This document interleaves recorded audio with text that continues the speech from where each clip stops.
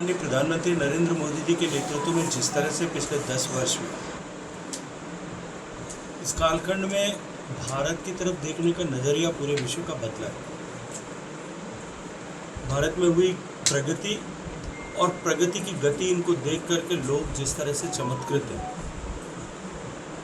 निश्चित रूप से भारत का विश्व के किसी भी प्लेटफॉर्म, किसी वैश्विक प्लेटफॉर्म, चाहे वो G7 का हो, G20 का हो, वो ब्रिक्स की समिट हो, वो ये जो है यूनाइटेड नेशंस का कोई भी प्लेटफॉर्म, आज उस पर भारत की बात को अनदेखा करके किसी तरह का निर्णय हो जाए, इस तरह की संभावना नहीं है। माननीय प्रधानमंत्री नरेंद्र मोदी जी के नेतृत्व में जिस तरह से विदेश नीति को पिछले 11 साल तक लगातार भारत के हित के परिप्रेक्ष्य में सरकार ने लागू किया, जिस तरह से माननीय प्रधानमंत्री जी ने अपने व्यक्तिगत कौशल से, व्यक्तिगत संबंधों से नए कूटनीतिक संबंध स्थापित किए, आज उसका परिणाम यह है कि भारत हर प्लेटफॉर्म पर सेंट्रल स्टेज में है। और निश्चित रूप से भारत द्वारा प्रारंभ किए गए विषय संस्कृति के क्षेत्र में यदि मैं बात करूं, जिस विषय में जाकर के मुझे अभी संस्कृति मंत्रियों के सम्मेलन में बात करने का अवसर मिला था, जो विषय हमने प्रारंभ किए थे अपनी G20 अध्यक्षता के समय या उससे पहले भी, और जिन विषयों का सूत्रपात माननीय प्रधानमंत्री जी ने विभिन्न अवसरों पर वैश्विक मंच पर किया था, उन सारे विषयों को आगे ले जाने का काम इस ब्रिक्स समिट में भी हुआ है। और निश्चित ही भारत की संस्कृति और संस्कृति के आधार पर देशों के बीच में समन्वय, ये जो भारत की नीति और रीति है, इसको आगे ले जाने के लिए हम सब लोग सफलतापूर्वक काम करें। सर, ये जो 10 साल रहे, तो आपको लगता है कि कल जब नड्डा जी जब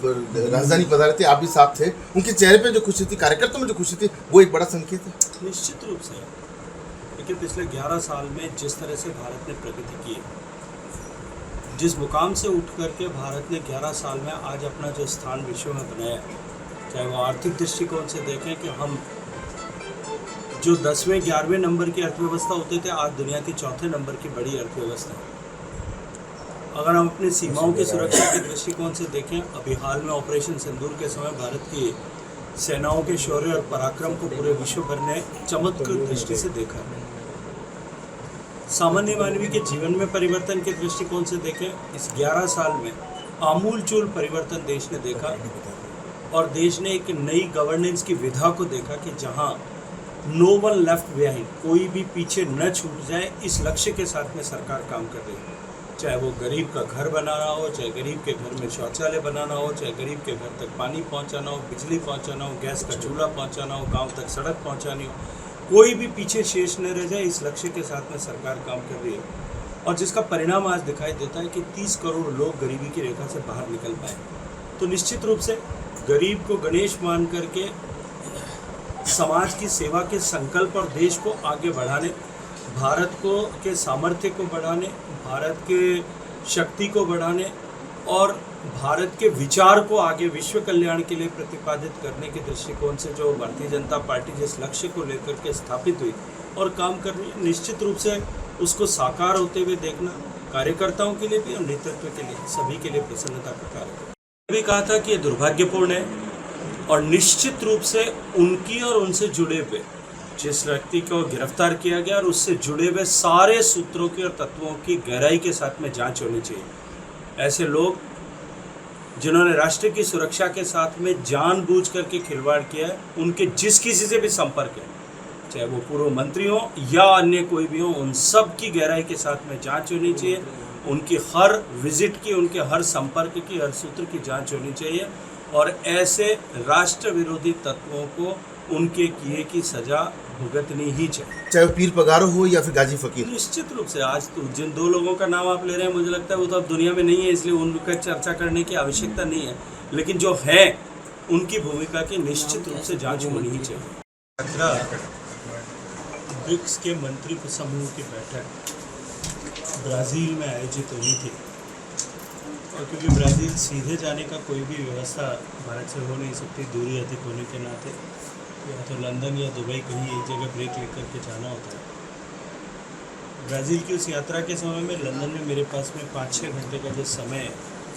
दोनों फ्लाइट्स के बीच में था, उसमें मैंने लंदन में अनेक भारतीय प्रवासी जो वहाँ रहते हैं, विशेष रूप से जो राजस्थान के लोग हैं, उनसे मुलाकात करने का अवसर मुझे मिला था।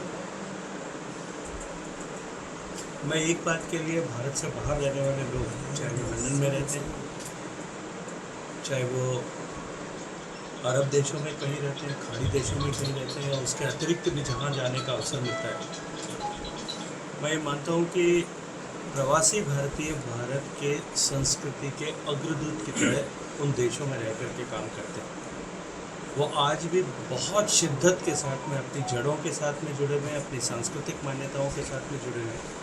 अनेक पीढ़ियां बीत जाने के बाद में मुझे बीच में ओमान जाने का अवसर मिला था, जहाँ लगभग 12 पीढ़ी बीत जाने के बाद में भी उन परिवार के बच्चे हिंदी, संस्कृत और अपनी सांस्कृतिक मान्यताओं के साथ में उस गहराई के साथ में जुड़े हुए हैं, जो हम सब के लिए, जो यहाँ भारत में रहते हैं, उनके लिए भी कहीं ना कहीं हमको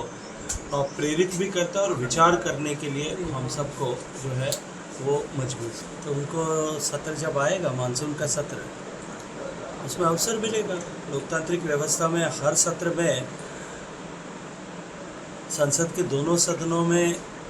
प्रश्न पूछने की, अपने बात को रखने की अवसर होते हैं, समुचित व्यवस्थाएं। मुझे लगता है कि वो इतने इम्पेशेंट क्यों हो रहे हैं। सत्र तो आने वाला है, आने वाले सत्र में निश्चित रूप से सरकार के पास में छिपाने के लिए कुछ नहीं है और छिपाने की आवश्यकता भी नहीं है। निश्चित रूप से उनके हर प्रश्न का, हर बात का, हर उनकी जो है उनकी कहीं जो मन में संशय है उसका समाधान करने का प्रयास करें। सर, बार-बार विशेष सत्र की मांग करना कहाँ तक आपको सकता है? क्योंकि मुझे लगता है कि जब विपक्ष के पास में कहने के लिए ठोस कुछ नहीं होता, तब वो केवल इस तरह के विषयों को खड़ा करके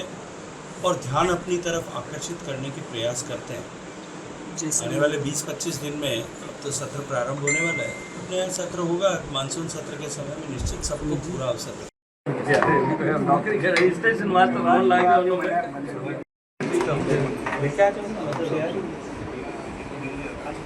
कल तो यही ओ डूडी जी थोड़ा लर हो जाओ आ रही हो 18 बैठ जी मार कर जगह इन तरफ आ जाओ।